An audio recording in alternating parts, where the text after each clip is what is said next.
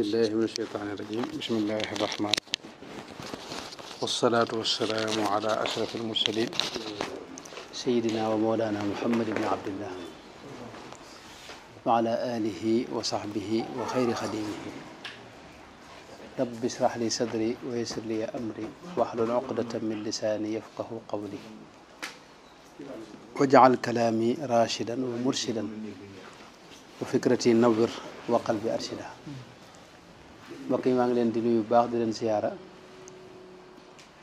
di santat yàlla bu baax bi mu nu mayee boobu ba léegi mu nekk fii ci dëkk bi te yàlla rek indi nu fi ak sàkku ngërëmam mu daje fee itam mbokk yu baax yoo xam ne gàttanu nañ nu def nu ne seen bopp yàlla na yàlla fayal yàlla na yàlla fayal ginnaaw loolu mudaakara bi kon ñu tàmbali ko. yaa ngi tànga tarjama di alhamdulilah donc le cheikh dit de saluer tout le groupe machallah et aussi de remercier Allah subhanahu wa ta'ala qui nous a emmenés ici depuis lors. Alhamdulillah, Allah nous a sauvegardés et Allah nous a protégés jusqu'ici. On a eu à rencontrer ici des gens et on est venu ici que pour la religion et pour avoir la satisfaction d'Allah. Et pareillement on a rencontré ici des gens qui nous ont donné une très grande hospitalité et aussi se sont occupés de nous et en fait sont à nos services depuis lors. Il dit que donc cette deuxième assise en fait c'est pour continuer la muzakara qu'on avait commencé hier soir et Inch'Allah on va suivre cela. muzakara jataayu la boo xam ni gaa ñu baax ñi dañ ko daa def. Il dit que la muzakara c'était des assises que en fait les salaf les salih ils faisaient avant. jataay la boo xam ne nag li ci gën a fës ci ñoom buñ ko daa def mooy xibra moo ci gën xibra mooy expérience. Il dit que c'est des assises où en fait l'objectif de l'assise ce qu'on cherche le plus c'est de l'expérience à propager l'expérience. nga xam day wuuteeg jataay xam-xam yi nga xam ne dañuy argumenter di indi ay xam-xam ak ay téere ak yow. Il dit que c'est différent des assises de ilm de connaissance où l'on argumente ou bien on amène des dalils et tout ça. Là c'est plus expérimental. moo tax gaa ñu baax ñu bari daanaka ñi dañ ko daa defee mooy seen sëriñ la doon ak seen i taalibe rek. Il dit que c'est pour ça que en fait pour la plupart quand on faisait ça c'était juste le cheikh et ses talibés pour qu'il n'y ait pas d'interférence. fii nag moom sëriñ ak taalibe bi nekk fi ñun ñëpp ay bokk taalibe lañ rek. incha allahu taala. Ici en fait c'est pas le cheikh et c'est tout là. Ici tout le monde est bon mais. déet fii lépp yow kay bul taxawal ci dara. waaw nag. kon ñaari jataay yi weesu noo ngi doon wax ci maanaam ne doomu aadama ji yitte moo war a nekk dox jëm ci yàlla. Il dit que dans les deux précédentes assises en fait le sujet c'était que l'ihtimam c'est-à-dire le but de la personne c'était d'aller vers son Seigneur. yàlla nag daa bari yoon yu ci jëm waaye am na ñaar yoo xam ni mooy li gën a gaaw ci dox jëm ci yàlla. Il dit qu'il y a plusieurs chemins qui mènent vers Allah. Et de tous ces chemins, il y en a deux qui sont les plus rapides. ñaar yooyu lañ doon jéem a tàmbali ba di ko leeral mooy mahabba ak ubudiya. démb nag taxaw nañ tuuti ci mahabba ubudiya ginnaaw ba dinañ ci taxaw bu soobee la. Il dit que donc hier on a énuméré ces deux chemins. L'un c'est mahabba, c'est l'amour. Et l'autre c'est ubudiya, c'est en fait c'est se convertir, c'est s'esclavagiser devant Allah subhanahu wa ta'ala. Donc il dit que hier on a parlé de la mahabba et aujourd'hui inchallah on va continuer avec ça et mahabba inchallah. Mahabba, l'adoration voilà. De l'amour. waaw mahabba nag moom day lu am solo ndax ki nga xam ne day jaamu yàlla ci kaw ak cofeel ak bëgg yàlla kooku maanaam benn du gis li muy def ñaar du sonn ba yëg ko du yëg coona ndax kiy jëf ci ak cofeel moom maanaam ki bëgg dëgg-dëgg du yëg ak coona ci wetu kam bëgg ak lu mbir mi metti am na kenn ci gaa yàlla yi daa wax ne lii ladatun fi zillati wa xuduu'i wa uhibbu bayna yadayka safka dumuu'i tekki loolu nu doog a jàll. Il dit que, en fait, l'amour, la mahabba, ce qu'elle conditionne chez la personne, c'est que la personne, c'est deux choses. De un, c'est-à-dire la personne fait les choses naturellement, mais d'autre part, en fait, personne fait les choses sans fatigue. Elle ne ressent aucune fatigue parce qu'elle fait ce qu'elle doit faire par amour. Donc, ce que l'on fait par amour devant celui dont cet amour-là, on le porte, on le fait sincèrement, on ne voit jamais. C'est-à-dire la personne ne verra jamais ses œuvres, ne verra jamais que j'ai fait une grande chose ou bien j'ai fait une excellente chose. Il minimisera toujours l'œuvre. Et de deux, la personne ne sera jamais fatiguée. Autant que soit l'acte, c'est-à-dire la personne ne sera jamais fatiguée à œuvrer pour celui qui l'aime. moo tax waaju baax jooju wax loolu ne lii laddatun suñu borom lay waxal. bayit bi keneen na ko waxoon ci keneen beneen soxna. waaye da ko wëlbati moom di wax ne lii laddatun fii dillati wa xuduu'i wa uhibbu bayna yadayka safka duma maanaam torox li gi may torox lu fi sa kanam maanaam bànneexu xol dama cee nekkal. moo tax sama yitte yëpp mooy li ma gën a neex mooy di sotti samay rankoñ fi sa kanam. Il dit que c'est pour ça qu'un des hommes d'Allah subhanahu wa ta'ala, il a dit que, en fait, il parlait à Allah, il lui a dit que l'humilité que je ressens vis-à-vis de toi, en fait, ça me fait tellement un plaisir et un bonheur dans le cœur que je ne vois aucune contrainte ou bien aucun but que de me prosterner et de verser des larmes pour toi, Allah. moo tax nag kon cofeel moom moo mat a wut bëgg yàlla moo mat a wut. léegi nag naka lañ ko amee. loolu moo mat a xam niñ ko amee nag li ci gën a gaaw mooy zikr. mooy zikr nag buñ ko waxee mooy dafa am ñaar wala dafa am lu ñuy wax zikrul lisaan mooy tudd yàlla làmmiñ wi ak zikrul qalbi. zikrul lisaan li ko tax a jóg mooy bëgg a àgg ci zikrul qalbi ndax zikrul qalbi moo am solo. boo gisee suñu borom ci alxuraan muy aaya gafla wala takun min al gafilina loolu mooy maanaam xol bi li feeg tëmbaliku maanaam fàttalikut yàlla xam yàlla janloog dégg nga maanaam màgg suñu borom bi tabaaraka wa taala di ko fàttaliku ci lépp maanaam xol booba àggagul ci tudd yàlla te bu tuddagul yàlla mënagut a àgg ci bëgg yàlla. Il dit que donc l'amour qu'on doit porter à Allah, c'est ce qui nous manque. Et le chemin, en fait, l'une des sabbats pour avoir cet amour-là, c'est de faire le zikr. Il dit quand on parle de zikr, il y a deux zikr. Il y a le zikr qui est parlé en fait avec la langue, le lisan, et le zikr du cœur. Et le zikr, en fait, le premier effet que fait le zikr, c'est que le zikr nous préserve de la distraction. Parce que Allah subhanahu wa ta'ala, il nous met en garde vis-à-vis de la distraction. Il dit qu'un cœur qui est distrait n'est pas encore apte à recevoir le zikr. Parce que même dans ce zikr-là, en fait, ça devient une distraction. Et maintenant, quand le cœur n'est pas encore prêt à recevoir le zikr, c'est que ce cœur-là n'est pas encore prêt à aimer Allah vraiment d'un amour sincère.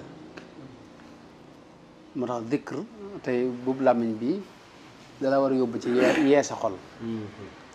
Ok, il dit que le zikr de la langue qu'on fait avec la langue doit nous amener à éveiller, à revivifier le cœur.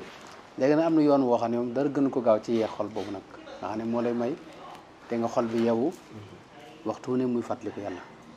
Il dit qu'il y a un chemin qui est plus rapide pour éveiller ce cœur-là et qui fait que en fait ton cœur sera en constance dans le zikr. loolu mooy rabtul ni'ami bil mun'imi mooy xéwal yëpp nga di ko lëkkale ak ki la ko xéwal. Il dit que ce chemin-là, c'est d'associer tous les bienfaits qu'Allah t'a donné, de l'associer à Allah lui-même qui te l'a donné. ndax doomu aadama fi ne maanaam daa bëgg ku koy defal xéwal nga xam ne boo koy bëgg a defal xéwal fi ne da lay bëgg fi ne boo koy def sawaan fi ne mu meral la xam nga. Parce que l'être humain naturellement il aime qu'on lui fasse des bienfaits, il aime très bien ça. C'est pour ça que si tu lui fais le contraire, lui aussi il te déteste. Mais quand tu lui fais du bien et des bienfaits, il t'aime. wa innahu li hubbil xayri la shadid. moo tax nag léegi nag maanaam ngir sa xol yow li ci gën a gaaw mooy di lëkkale xéwal yi ak borom xéwal yi loolu nag li ci gën a moom fa nga tàmbalee mooy nga xam ne maanaam xéwal yi ci gën a yi nga jàpp ne moo gën a tuuti yooyu moo gën a rëy tàmbali ci misaal fi ne bu guddi jotee rek doo def lu may tëdd di xaar xéwalug nelaw maanaam da ngay tëdd rek di wëlbatiku ak wëlbatikuwaat ba yekkee gis ne nekkoo fi ne boo noppaloo ba noppalu gis ne delsiwaat nga xam nga kon loolu yow indi woo ko yóbbu woo ko mooy dafa am ku la koy yónnee xéwal la goo xam ne la ko yónnee te boo amoon ñetti fan yoo xam ne nelawoo kenn du xam looy nur woo il dit que en fait c'est ce que l'on a dit, c'est d'associer les bienfaits aux bienfaiteurs.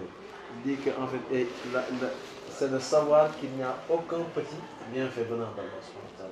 Tout ce que Allah nous pourvoit comme bienfait, en fait tout est grand. Il dit que par exemple si on prend le sommeil, la nuit venue, en fait nous on se couche et on tourne de gauche à droite en attendant le sommeil, jusqu'à ce que Allah il nous inculque le sommeil, on dort et à un moment donné il retire ce sommeil et on se réveille. Donc ce n'est ni nous qui l'amenons et ce n'est ni nous qui le faisons pas. L'essentiel c'est qu'à un moment donné on sent qu'on a dormi et on se réveille et on est en forme. Allah subhanahu wa ta'ala il a enlevé le sommeil. Donc aucun bienfait ne peut être rapport au bienfait d'Allah subhanahu wa ta'ala. xéwalu nelaw nag xéwal gu rëy la goo xam ne tey boo ci yeewoo fi ne war ngaa sant yàlla ndax fi ne ñi faatu ci nelaw yooyu la ñuy continuer xam nga. Il dit que le bienfait du sommeil, donc c'est un très grand bienfait qui fait que quiconque se réveille de ce sommeil-là doit remercier Allah. Parce que ceux qui sont morts, c'est de ce sommeil-là qu'ils sont passés pour aller à Barzakh, à l'autre monde. moo tax yonent bi sallallahu alayhi wa sallam bu masaa maanaam tëdd nelaw ba jóg day wax ne alhamdulillahi alladi radda ilayya ruuhi. Il dit que c'est pour ça que le Rasul sallam quand il se réveille du sommeil, il remercie Allah qui lui a rendu son âme. waaw ndax nelaw deegu ndaw la xam nga. deedu dara lu may nelaw. nga xam ne ruu gi day génn yaram wi. léegi nag bu demee te dellusiwaatu loolu mooy dee bu demee dellusiwaat na kooku mooy nelaw. moo tax maanaam guddi gi tey bu fekkee da nga tëdd ci jàmm nelaw ba yeewu war ngaa maanaam fàttali sa bopp fàttali sa xel daal ne lii kat xéewal la goo xam ne yàlla ma ko yónnee te am na ñoo xam ne fii ne mënuñoo nelaw am na ñoo xam ne doom bu ne dañ ko jël te du tax ñu mën a nelaw. Il dit que donc le fait de remercier Allah subhanahu wa ta'ala pour ce sommeil, c'est quelque chose qui doit être naturel parce que c'est pas nous-mêmes en fait qui retournons notre âme. Donc Allah, le bienfait qu'Allah nous a donné dans ce sommeil, c'est pas un petit bienfait parce qu'il y a autant de gens, il y a tellement de gens qui se couchent et qui n'ont pas cette possibilité de dormir. Donc le sommeil est considéré comme la petite mort. La mort n'est qu'un sommeil, mais c'est la mort, c'est pour ça donc on passe directement. Mais le sommeil en tant que tel est la petite mort parce qu'on se réveille. Donc à chaque fois que la personne se réveille, elle doit remercier Allah subhanahu wa ta'ala par rapport à ce bienfait parce que Allah subhanahu wa ta'ala, il y en a d'autres à qui il n'a pas donné ce bienfait. loolu kenn la ci xewle ñaareel yi mooy boo demee ba yeewu ba dugg ci wàllu yi fi ne tey da nga fekk lu ñuy wax ndox. ndox da nga ko miin rek waaye mooy xéewal gi gën a rëy ci kaw suuf. ndax mënoo koo ñàkk sa dund. fi ne boo amoon tey ñetti fan yoo amul ndox moom sa dund gépp a jaxasoo. waaw xam nañ ci dara wax nga dëgg bu ñu jaaree Madina. Il dit que en fait au réveil, après ce sommeil, il dit que le sommeil est l'un des bienfaits. Mais après, en fait, la personne se réveille et entre dans les toilettes. Il dit tu entres dans les toilettes, tu y trouves de l'eau. Il dit que l'eau fait partie des choses les plus bas, des plus insignifiantes. Mais alors que, à nos yeux, mais alors que c'est l'un des plus grands bienfaits d'Allah subhanahu wa ta'ala. Parce que si on manquait de ce tour-là pendant 3 jours, en fait, ça allait se constater dans notre vie. Et je lui ai dit qu'on a vécu ça à Médine. On sait ce que c'est que ça. fi mu ne ndox fi ne qualité bii ko yàlla def mooy bi nga xam ne ëpp diisut fi ne tey bu gënoon a diis ngir nga jël ci lu bari xam nga day jafe bu gënoon a woyof itam maanaam loo ci mën a jëlit mën na la bañ a amal njariñ moo tax yàlla yemale ko ci sa naan ak sa jëfandikoo yombal ko ci sa kanamit maanaam ci ngay sangu di ci defar sa lépp mu yomb ci sa wet. Il dit que cette eau-là, Allah subhanahu wa ta'ala l'a bien équilibrée, de par sa lourdeur, de par sa teneur en pH, de par tout ce qu'on peut dire. Si Allah l'avait un peu alourdi, ça nous serait difficile d'utiliser l'eau. Parce qu'une toute petite quantité nous aurait débordé. Mais si Allah aussi l'avait rendu plus légère, comme diw bu ma doon diw ci misaal bu gënoon a fort comme diw. Si c'était en fait plus lourd comme l'huile, ça allait être difficile de consommer ça. Si c'était encore plus léger, tu allais en consommer à gogo alors que tu ne vas pas te rassasier. Mais Allah SWT l'a rendu équilibré, de sorte qu'on puisse se laver avec, boire et faire tous nos besoins sans que cette eau-là nous dérange. fi mu ne tey say yaramu doomu aadama ni ko yàlla bindee maanaam buñ faw da nga koy raxas waxtu ne lu ko mooy day tàmbalee am xet ak di yàqu nga xam tey maanaam fi ne faw nga di ko raxas naan itam xam nga waxtu ne da nga ko mënoo ko ñàkk yooyu yëpp nag ci ndox nga koy def xam nga.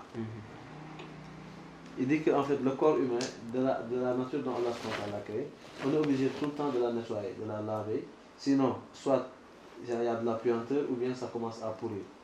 Et donc c'est avec cette eau-là qu'Allah nous a rendu capable ça. De la même sorte aussi, boire, ça fait partie de ce qui est vital chez l'être humain que de boire en fait tous les jours à des moments. moo tax xéwalum ndox boo koy jëfandikoo war ngaa fàttali sa xel ak sa xol maanaam war ngaa fàttali ko daal ne lii xéwale ngi goo xam ne maa ngi koy jëfandikoo. C'est pour ça le bienfait que Allah a mis dans l'eau. À chaque fois qu'on utilise cette eau-là, on doit se rappeler que ça, c'est un bienfait qu'Allah il m'a accordé. maanaam xéwal yi loo ci jëfandikoo nga dawal gi nga dawal ci sa xel ne lii xéwal la goo xam ne yàlla ma ko xéwale nga fàttali ko mboolem détail xéwal yi ci ne yëpp ak boo ko ñàkkoon tey na muy demee loolu maanaam bu yàggee mooy jur ci xol bi cofeel goo xam ne moo tax nga bëgg yàlla mi lay jox xéwal yi. Il dit que si à chaque fois que en fait, devant tous les bienfaits qu'on mette en évidence qui nous l'a donné et dans quelles conditions, ça à un moment donné si on s'habitue à ça, ça va nous pousser à avoir en fait un grand remerciement et un grand amour vis-à-vis d'Allah subhanahu wa ta'ala qui est le pourvoyeur de ces bienfaits. ba tey fi ne boo duggee ci wane xam nga maanaam wanag dañ koo waajal ngir maanaam posen yi ne ci sa biir nga fay génne te posen yooyu tey boo ko mënutoon a génne tey maanaam kenn maanaam mën na jural mën ngaa sax joxe faatu léegi nag nga mën a dugg ci biir wanag wi génne ko ci jàmm moo xam tuur ndox la wala la ca des loolu maanaam dara gën koy xewal man nga ko mën a génnee ak suñu borom sutura ji ñu ci def nga xam ne tey su waree génn yow di nga ko yëg di nga mën a dem lijjën sa bopp te kenn du ci am wàllu loolu suñu xewal la. Il dit que par ailleurs, en fait, le fait de pouvoir faire ses besoins dans les toilettes, il dit que les toilettes ont été créées pour que nos besoins, on les satisfasse là-bas. Donc il dit que le fait qu'on puisse partir dans les toilettes, soit pour uriner ou bien pour autre chose, il dit que ça c'est très bénéfique au corps. Parce que si ces toxines-là restaient dans les corps, ça aurait causé des dommages et ça peut même aller jusqu'à causer la mort ou bien quelque chose de critique chez la personne. Mais le fait qu'Allah subhanahu wa ta'ala nous facilite que l'on puisse partir dans les toilettes et évacuer, faire nos besoins, donc ça c'est un grand bienfait. Avant ça même, en fait, le fait qu'Allah nous facilite, juste de rester là et de sentir que j'ai un besoin et de se lever jusque là-bas avec ta conscience et aller satisfaire ses besoins, il dit que même cette sensation-là, ça fait partie des plus grands bienfaits d'Allah subhanahu wa ta'ala. fi mu ne am na ñoo xam ni tuur ndox fi ne bu ñu koy def dañuy dem hôpital xam nga ñu tuural leen ndox sonde waaw mi nga am na ñoo xam ni yàlla def na fi ne tey bu ñuy def leneen it fi ne tey day jëkk rek ñëw nga xam ne tey mënuñu ko téye xam ne yaa salas xam daa am ci salas daa am ci tuur ndox am ci xeet am ci yeneen yu bare bare loolu nag maanaam yow téye gi la ko suñu borom téyel takkal la ko sa biir nga xam ne yoonu kenn ne ko ci te muy ay posen yoo xam ne da nga dem génne ko loolu génne gi nga ko mën a génne yooyu yëpp war ngaa dawal sa xel ne lii xéwal la goo xam ne yàlla ma ko xéwal moo tax fi ne boo génnee ci wana yi war nga sant yàlla moo tax yonent bi sallallahu alayhi wa sallam bu ma saa génn ci lu mel noonu day wax ne alhamdulillahi nu ko waxee ghufranaka alhamdulillahi alladi azhaba anni al aza wa afani. Il dit que donc il y a parmi les gens qui pour pouvoir à leurs besoins, comme pour uriner, ils sont obligés d'aller à l'hôpital ou bien on leur met une sonde. Et de la même manière qu'il y a pour l'urine, il y a en fait d'une autre manière pour autre chose. Donc le fait qu'Allah subhanahu wa ta'ala nous accorde la sensation de pouvoir sentir ce besoin, de le contenir jusqu'à aller dans les toilettes, d'évacuer tout ce qu'on a à évacuer, si on sort de ces toilettes, on doit remercier Allah subhanahu wa ta'ala. Il dit que donc il fait partie des habitudes du prophète sallallahu alayhi wa sallam. En sortant des toilettes, il demande à Allah son pardon et il remercie Allah qui a enlevé tout ce qui est toxine et toxicité de son corps et a préservé sa santé. moo tax loolu boo ci génnee war ngaa xalaat ci sa xel maanaam ne kat lii xéewal la goo xam ne yàlla ma ko xéewale te am na ñu bari ñu ko xam ñu ko xañ.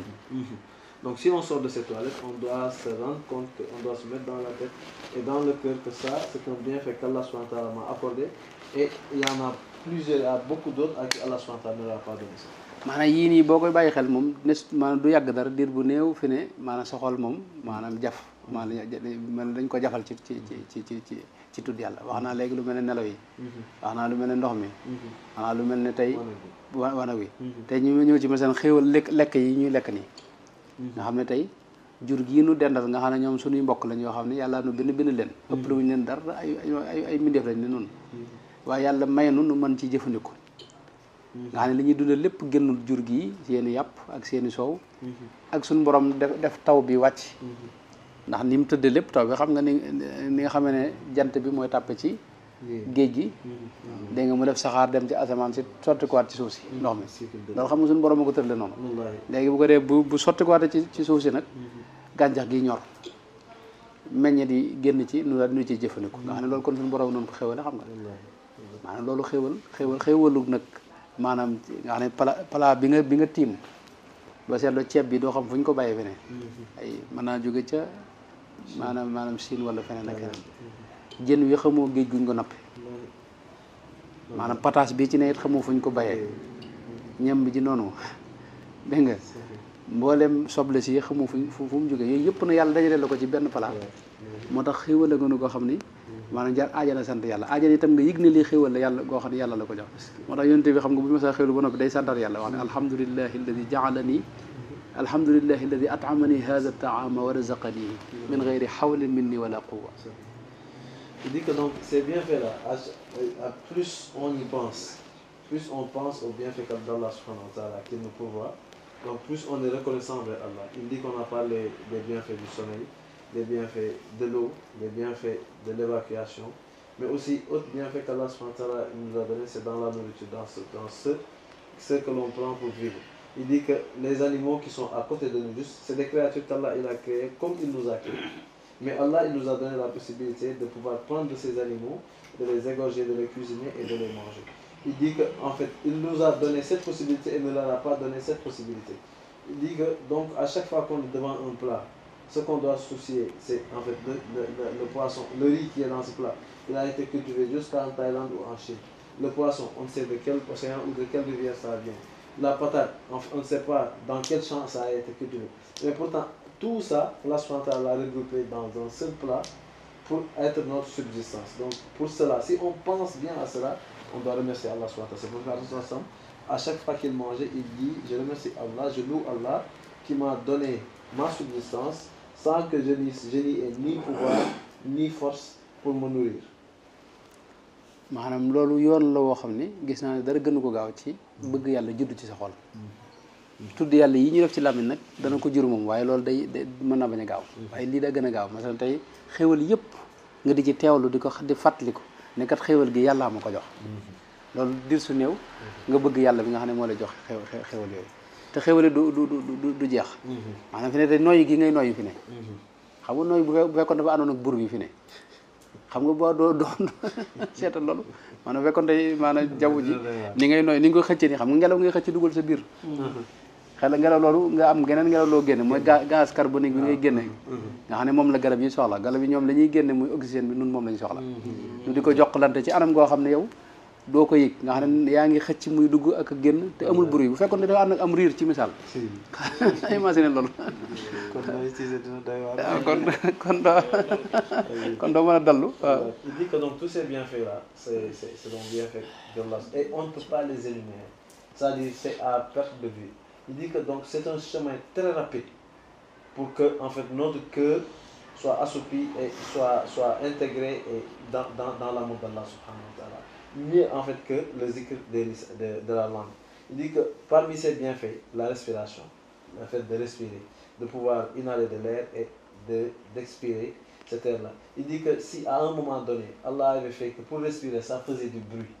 En fait, on créait du bruit en respirant. C'est-à-dire comment va être notre comportement dans le sommeil ou bien hors du sommeil. Tout le temps, on fera du bruit d'inspiration et d'expiration. Et il dit qu'en fait, quand on inspire, on prend de l'oxygène. Quand on expire, on sort du gaz carbonique. Et c'est ce gaz carbonique-là elle va chez les plantes parce que les plantes en ont besoin et eux pour respirer ils sortent de l'oxygène dont nous on a besoin. Donc on se transmet ces gaz-là sans bruit ni aucun problème et Allah subhanahu wa ta'ala il a fait ça d'une légèreté telle qu'on peut le faire à tout moment. Donc il dit que c'est aussi parmi les bienfaits d'Allah subhanahu wa ta'ala. maanaam noonu fii ni dund nii adduna bii ni dund nii lépp xewal la man loolu la wax maanaam lépp loo seetantal dañuy gis ne xewal gu rëy ngi nii xam nga jant bi wax naa ko léegi imagine tey jant bi bu fekkoon xëy na suba far nga xam ne amul fay na maanaam loolu juróom-ñetti seconde lañ ci teg suuf si moom jafe-jafe juddu fi ndax xam nga gàncax gii ngir mu mën a màgg ci jant bi la lay sukkandiku te gàncax gi fi ne bu faatu woon buñ faatu woon ñoom gàncax gi dee buñ ci tegee ay fan nu faatu noonu ndax xam nga noonu li ñu nooy gàncax genn ko jox xam nga jant bi tey bu fekkoon far na fi ne guddeeg bëccëg xam nga fi ne maanaam suñu dund sax day daal di jaxasoo fi ne jant bi fi ne bu amut fi ne courant ngir mu mën a dox fi ne satellite yi nga gis yëpp dafa am day jël ci jant bi fi ne weer wi nga gis leer gi ci ne sax jant baa ko koy jox tey bu amutoo gis nga fi ne moom dana dugg ci problème boo xam ne imagine loolu ak fa mu ne nga xam ne tey moom mu maanaam tey suuf si bu gënoon a jege jant bi tàngoor wi dana ëpp rayon yi boo li muy yónnee dana ëpp ba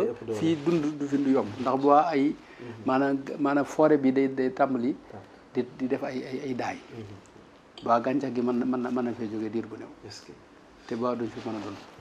Il dit que parmi les bienfaits aussi, on en parle beaucoup de bienfaits. Et si on prend encore l'exemple du soleil, il dit que le soleil, si à un moment donné Allah l'éteignait, en 8 secondes, il n'y aura plus de lumière sur cette terre. Si Allah éteignait le soleil, dans les 8 secondes qui suivent, il n'y aura pas de lumière, il n'y aura pas de rayon solaire sur cette terre. Et aucune plante ne va pousser parce qu'en fait, la croissance des plantes et de tout ce qui se passe dans l'écosystème, c'est-à-dire est en relation avec le soleil. Et aussi, si on approchait un peu plus la terre du soleil, tout allait s'embraser ici. Et si on la récupère d'un peu plus aussi, ça allait classer. Donc il dit que même la lune, la clarté et la lumière de la lune, elle est en relation directe avec le soleil. Donc si ce soleil-là fait partie des bienfaits qu'Allah subhanahu wa ta'ala. Donc si Allah nous privait de ce soleil, ou bien qu'il n'y ait aucun problème que ce soit, c'est-à-dire la terre en tant qu'elle serait invivable à toutes les créatures. fi ne tey xool lu mel ne suuf si pesanteur bi fi ne nii nga xam ne tey moo na fi téye nga xam ne tey bu fekkoon gën naa bari bu fekkoon gën naa fort boo xam nga noonu dañuy dat mu maanaam doo mën a yëkkati sax sa bopp da lay xëcc seet nga wax fi ne bu gënoon na maanaam néew itam boo duñ fi mën a toog dañuy naaw dem seet nga wax Il dit si prend l'exemple de la pesanteur, si elle était plus lourde, on ne serait même pas capable de redresser nos têtes. Mais aussi, si elle était plus légère, on serait sorti de cette terre dans moo tax nag lépp xewal la fi mu ne xel mii nga yor sa xel mi nga am di ko yor fi di xellu mën a xàmmee mbir yi am na ñoo xam ne ñu jëkk rek xel mi taxaw nga xam ne tey fi ne liñ defoon ñaari minute ci ginnaaw buñ ko bindutoon dañ koy fàtte nga xam ne dañuy àgg sax ci buñ xewloo dañuy bind ne xewlu nañ lu ko mooy dañuy maanaam il dit que en fait tout ça ce sont des bienfaits. Parmi les bienfaits aussi il y a le cerveau, il y a l'intelligence. Il dit que le fait de pouvoir dissocier les choses, ça c'est une bouteille, ça c'est ça, de pouvoir dissocier aisément dans nos têtes, de pouvoir se rappeler des choses. Il y a des gens, ils sont capables de se rappeler de rien du tout. Même s'ils mangent tout de suite, ils sont obligés d'écrire que j'ai mangé. Sinon ils ne peuvent pas se rappeler d'avoir mangé ou bien d'avoir fait ça ou bien d'avoir rendez-vous avec un tel. Il est obligé de mentionner parce que Allah l'a privé de cette faculté de tenir les choses et de dissocier les choses. fi ne sa bët yi nga yor di gis nii imagine tey maanaam am na ñoo xam ne ñu jege seen bët taxaw dootuñu gisati dara la nga xam ne yow sa dund fi ne faw keneen bokk ci nga xam ne booy dem ci wan wi day am ko la yóbbu di la orienté ak di la dimbali maanaam lu bari da nga ci génn nag moom boo gisatul moo xam nga lu bari moom génn nga ci sa nopp yi noonu fi ne tey boo xëyoon suba déggatoo maanaam nga xam ne lépp daal lewu ci yow maanaam day mel ne dara yënguwut daa am góor goo xam ne ci daal moo te dañ ko xoromu ndeysaan bi moo saa nekk ci tay day waxtaan waaye benn mu jëkkee ko ay jamono rek nopp yi taxaw am màggal daru ni muy bari yëngu mu ne màggal gi dana moom li ma jaaxal mooy lépp dana lew rek mu ne dara yëngu lépp dana lew il dit qu'en fait parmi les bienfaits il y a la vue. Il dit que cette vue-là que Allah nous a donnée, si à un moment donné Allah retenait ça, c'est-à-dire on est obligé d'associer une autre personne à notre vie. Des choses qui sont banales que tu veux faire tout seul, maintenant tu seras obligé d'avoir quelqu'un pour t'aider à faire ça, soit aller aux toilettes ou bien sortir ou quoi que ce soit. Il dit que de même que les oreilles. Si à un moment, il y a des gens, ça arrive à un moment de leur vie, lui, elle se coupe, la personne n'entend plus. Il donne l'exemple d'un vieux qui était là-bas à Darou Mousty. C'est-à-dire, c'est un farceur, il fasse tout le temps. Mais un jour, en fait, il était devenu sourd. Et le Magal de Darou Mousty est venu. Et lui, il disait aux gens, en fait, moi, je suis étonné. Parce que le Magal là, il est très silencieux. Parce que lui, il ne savait pas que. Donc, il n'entendait plus rien. Il dit qu'on a passé un Magal très silencieux. Il n'y a pas eu de bruit. Alors qu'en fait, il y avait tout, mais c'est lui qui n'avait pas de bruit en réalité. moo tax nag loolu mooy secret gaa yu baax yi nag. mooy lépp dañ cee teewlu. ne lii kat ci yàlla xéewalug suñu borom la. Il dit que ça, c'était le secret des élus d'Allah. Parce que dans toute chose, ils y voyaient que, en fait, les bienfaits d'Allah subhanahu wa ta'ala. loolu mooy tax bu yàggee dañuy bëgg yàlla mi nga xam ne moo leen di yónnee xéwal yooyu. Machallah. C'est pour ça, à la longue, en fait, en faisant ce tadabour-là, à la longue, ils ont un amour vis-à-vis d'Allah qui leur pourvoit de tous ces bienfaits. ndax doomu aadama mbooleem kattan yi ne ci moom. ndax xam-xam yeeg man-man yi yëpp. maanaam xéwal la gu ko yàlla jox. Wallahi. Il dit que toutes les forces, toutes les connaissances, toutes les possibilités, toutes les facultés qui sont réunies chez l'homme, ça c'est un bienfait qu'Allah subhanahu wa ta'ala lui a donné. buy ñëw doo ko yëg. waaye buy demit du la tàggu. Il dit quand ça vient vers chez toi, tu le sens pas, c'est pas toi qui le commande, mais aussi quand ça part, tu peux pas le retenir, c'est pas toi qui en décide. kattan gi nga am ni fi ne bi ngay juddu xam nga indali woo ko. Il dit que la force que tu as en ce moment-là, tu n'es pas né avec cette force. da nga juddu nekk ndaw xale ñu di la dimbali. ngay am kattan ndànk-ndànk ba nekk waxambaane nekk ci njobbaxtan kattan gi di gën di wàññi ko ba mujj da ngay wut bant ngir sukkandiku ci ngir mën a dox ba mujj bant ba sax du la mën a dimbali da ngay tëdd rek ba dee ñëw nga dee kon kattan gi indi woo ko waaye yóbbu woo ko xam nga daa am ku la koy jox seconde par seconde nag la ko yónnee fi ne. Il dit qu'on est né étant des enfants très faibles, on a grandi jusqu'à atteindre une maturité physique de corpulence. Et après ça, en fait, ça se dégrade. Et ça va jusqu'à un moment donné, tu es obligé même de te tenir sur un bâton pour marcher. Et à un moment donné, même ce bâton-là ne peut plus rien faire pour toi. Tu es obligé de te coucher jusqu'à ce que la mort te sépare de cette vie-là. Il dit que donc cette force-là et cette capacité-là, Allah, c'est lui-même qui te l'a donné, seconde par seconde, durant ta vie, et c'est lui qui la dégrade seconde par seconde. Donc tu n'y es pour rien, c'est un bienfait qu'Allah a fait. fi ne lii nga jàng ba mokkal ko jàpp ne am nga xam-xam it fi ne loolu da nga yow yaa kii ba jàpp ne mokkal nga ak yaa ko xam waaye bis ngay ñëw bëgg ko fàttaliku rek mu réer la na mar Fatiha sax fi ne mën nga xëy bëgg ko fàttaliku mu réer la mar moo lay xam ne yow dencoo ko fa dañ la faa dencal xam nga. Wallahi. loolu kon moom it xewal la. Il dit que donc même ce qu'on a mémorisé, même ce qu'on a comme connaissance, croyant que nous connaissons, nous savons, nous sommes des connaisseurs, que ça c'est dans notre tête. Il dit que en fait c'est Allah qui te l'a pourvoyé dans ta tête et c'est lui qui te le garde. Parce qu'à un moment ou l'autre, tu peux vouloir te rappeler de quelque chose que tu avais appris, mais tu n'arrives plus à le trouver dans ton cerveau. Il dit que même la Fatiha qu'on récite, un jour de ces jours, ça peut venir qu'en fait on ne se souvient plus d'un seul verset de cette Fatiha. Donc c'est lui qui nous pourvoit de toute cette connaissance-là. kon mën na taxaw foofu maanaam loolu daal darse bi daal mooy maanaam yoon wi gën a gaaw ci bëgg yàlla judd ci sa xol mooy ngay lëkkale xewal yi ak borom xewal yi loolu mooy tax sa xol moom maanaam di fàttaliku yàlla waxtu wu ne waaye di gis xewalam yi waaye di ko gën a bëgg itam ci lim la koy xewale loolu mooy li gën a gaaw.